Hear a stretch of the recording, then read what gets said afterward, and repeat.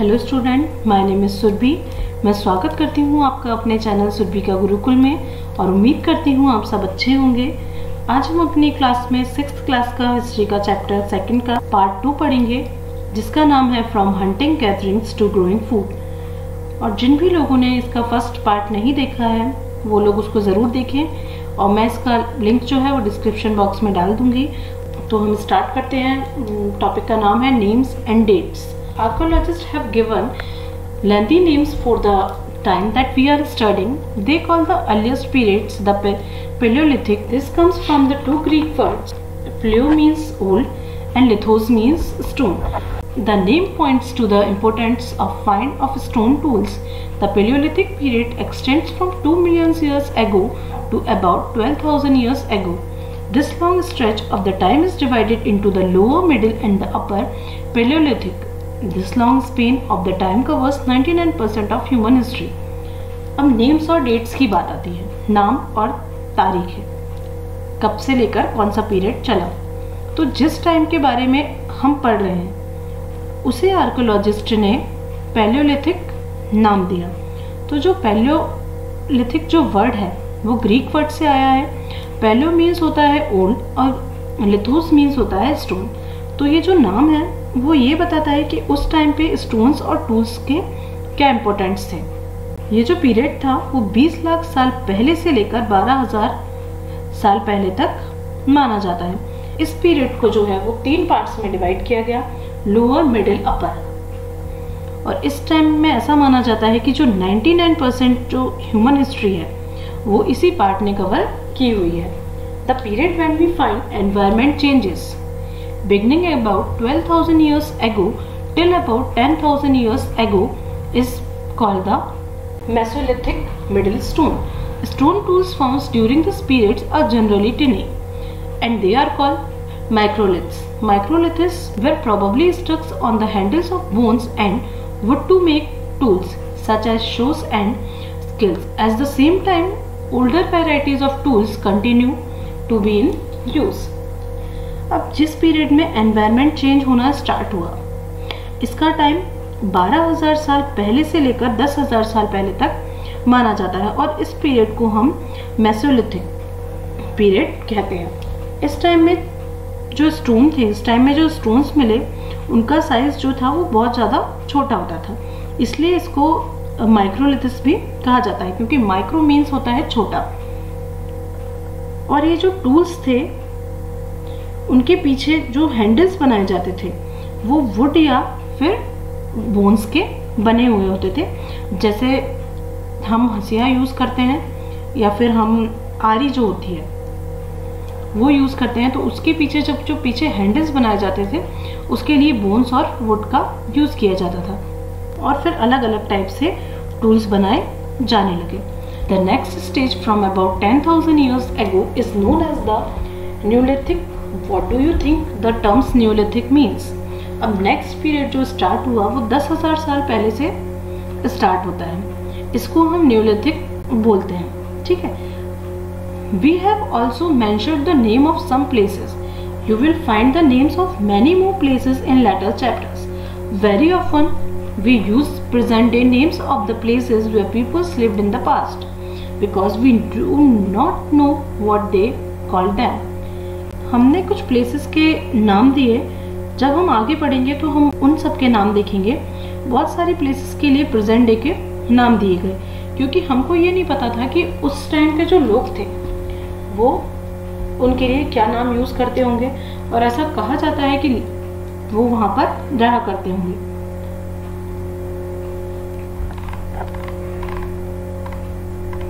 The changing environment. Around 12,000 years ago, there were major change in the climate of the world. With a shift of relatively warm conditions in many areas, this led to the development of grassland. This in turn led to an increase in the numbers of deer, antelope, goat, sheep and cattle. That is animals that survived on grass. अब environment में change कैसे हुआ? 12,000 साल पहले जो world का जो environment था वो धीरे धीरे चेंज होता गया और वार्म होता गया, मतलब गर्म होता गया और जो बहुत सारे जो एरियाज थे उनमें धीरे धीरे ग्रास पैदा होने लगी। और फिर क्या हुआ, जब ग्रास पैदा होने लगी तो जो एनिमल्स के जो नंबर्स थे वो भी धीरे धीरे इंक्रीज होने लगे। जो एनिमल्स ग्रास खाते हैं उनके नंबर्स इंक्रीज होने लगे, जैसे गॉड, शीप और kettles. Those who hunted these animals now followed them, learning about their food habits and their breeding seasons. It is likely that this helps pupils to start thinking about herding or rearing these animals themselves. Fishing also become an important.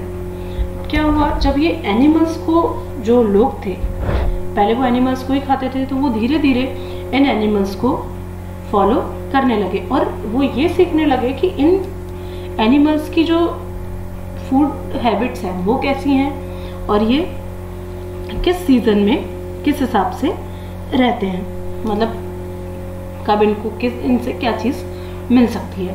हो सकता है कि वो ये सोचने लगे उस time के बाद कि हम इन एनिमल्स को पाल भी सकते हैं।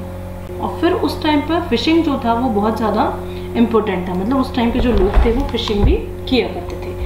The beginning of farming and herding, खेती और पशुपालन। हर्डिंग मतलब होता है पशुपालन, वो स्टार्ट कैसे हुआ। तो this was also a time when several grass bearing grasses including wheat, barley and rice grew naturally in different parts of the subcontinent. Men, women and children probably collected these greens as food and learned where they grow and when they rip. This may have led them to think about to growing plants on their own. In this way pupils become farmer. अब क्या हुआ कि जैसे जैसे grass बढ़ती गई तो जो सब कॉन्टिनेंट में जो प्लेसेस थे अलग अलग, उनमें धीरे धीरे से ग्रेन्स के जो पौधे थे वो लगना स्टार्ट हुए नेचुरली। जैसे उनको जौ, गेहूं और चावल अपने आप उगने लगे। तो जो वहाँ के जो लोग थे, मैन, वुमेन्स और चिल्ड्रन, हो सकता है वो उन ग्रेन्स को धीरे धीरे कलेक्ट करने लगे हों और फिर वो उनसे ये सीखने लगे कि उनको ग्रो कैसे किया जाता है या वो किस टाइम पर पकते हैं। तब उन्होंने वहाँ से ये सोचा हो कि हो सकता है, मतलब उन्होंने वहीं से खेती करना स्टार्ट किया हो कि क्यों ना हम अपने ही प्लांट्स लगाएं और फिर वो वहाँ से फार्मर बनने लगे। People could also attract and then tame animals while leaving food for them near their shelters. The first animals to be tamed was the wild ancestors of the dog. Later, pupils encouraged animals that were relatively gentle to come near the caves where they lived. These animals such as sheep, goat, cattle and also the pig lived in herd. And most of them eat grass. Often pupils protected these animals from attacks by other wild animals. This is how they become herders. अब क्या हुआ कि इसी तरह से लोग क्या करने लगे कि अपने घर के आसपास जो था वो चारा रखने लगे और वो ये सोचने लगे कि अगर वो चारा रखेंगे तो जो एनिमल्स हैं, जिन एनिमल्स को वो पाल सकते हैं, उनको वो अट्रैक्ट करें। फिर उनको धीरे धीरे उन्होंने पालना स्टार्ट कर दिया। तो सबसे पहले उन्होंने जिस जंगली जानवर को पाला तो वो कौन था? डॉगी। धीरे धीरे फिर लोगों ने बकरी, गाय और पिग को अपने घरों के आसपास पे पालना स्टार्ट कर दिया। और ये जो एनिमल्स थे वो ज़्यादातर झुंड में ही रहा करते थे और ये घास खाते थे। ये जो एनिमल्स थे जो ये इन्होंने पालना स्टार्ट किए, उनको फिर इनका काम ये था कि वो वाइल्ड एनिमल से इनको बचा सके। तो फिर इन्होंने धीरे धीरे हर्डर्स बनना स्टार्ट कर दिया, मतलब इन्होंने पशुपालन करना स्टार्ट कर दिया। डोमेस्टिकेशन, तो इस टॉपिक को हम बाद में देखेंगे। पहले ये देख लेते हैं a new way of life. If you plant a seed you will notice that it takes some times to grow. This may be for several days, weeks, months and in some cases years. When pupils began growing plants, it meant they had to stay in the same place for a long time, looking after the plants, watering, weeding, driving away animals and birds till the grain dripped, and then the grains had to be used carefully. अब क्या हुआ कि लोगों का जो life थी वो धीरे धीरे कैसे चेंज हुई। मतलब स्थिर कैसे हुई। पहले के लोग जो थे वो एक जगह से दूसरी जगह हमेशा जाते रहते थे, ट्रेवल करते रहते थे। अब जो लोगों की जो लाइफ थी वो धीरे धीरे सेटल होने लगी थी। तो कैसे? तो आपने नोटिस किया होगा कि जब भी हम कोई पेड़ लगाते हैं तो वो बहुत धीरे धीरे बढ़ता है। हो सकता है वो वीक ले ले, हो सकता है मंथ हो जाए या ईयर्स हो जाए। तो ऐसे ही जब लोगों ने खेती करना स्टार्ट किया, तो जब उन्होंने खेती करना स्टार्ट किया तो उनको बहुत ज़्यादा टाइम लगा। अब उनको वहाँ पे वाटर भी देना है, सब चीज़ों से बचाना भी है कि कोई अनाज उनका एनिमल ना खा जाए, चिड़िया ना उनके जो दाने हैं उनको ना चुग लें। तो इन सब चीज़ों से उनको बचाना भी है और उनको ये भी वेट करना है कि ये पूरी फसल पक जाए। तो इन सब चीज़ों को बचाने के लिए और अपनी फसल को उगाने के लिए अच्छे से, तो उनको एक जगह धीरे धीरे सेटल होना पड़ा, क्योंकि वो उसकी देखभाल करते थे तो वो कहीं नहीं जा सकते थे। तो लोगों का जो सेटलमेंट था वो धीरे धीरे स्टार्ट हो गया। और फिर उनको ये भी करना है कि जो ग्रेन्स हैं उनको वो केयरफुली यूज कर सके। As grains had to be stored for both food and sheep, pupils had to think of way of storing. In many areas, they began making a large clay pots, a work basket or a dug pits into the ground. अब लोग क्या करने लगे कि खेती तो अपन ने कर ली, अनाज आपने निकाल लिया, लेकिन आप उसको स्टोर कहाँ करेंगे? तो बात आती थी स्टोर करने की। तो लोगों ने क्या किया, फिर धीरे धीरे से जब बात आई कि स्टोर कहाँ करके रखें, तो उन्होंने क्ले के पॉट्स बनाना, मतलब मिट्टी के बड़े बड़े बर्तन बनाना स्टार्ट किया, बास्केट्स बनाना स्टार्ट की, और वो कहीं पे गड्ढे खोद खोद कर भी उस अनाज को रखने लगे। Storing animals multiply naturally, besides if they are looked after carefully they provide milk, which is an important source of food and meat whenever required. In other words, animals that are reared can be used as a store of food. तो जो animals हैं वो बच्चे देते हैं। फिर उनसे क्या हुआ, जब वो एनिमल्स बच्चे देने लगे तो जो एनिमल्स की जो नंबर्स थे वो धीरे धीरे इंक्रीज होने लगे।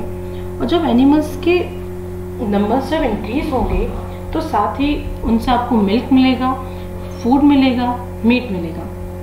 मतलब जितने ज़्यादा एनिमल्स होंगे तो ये सब चीज़ें आपको उतनी ही ज़्यादा मिलने लगेंगी।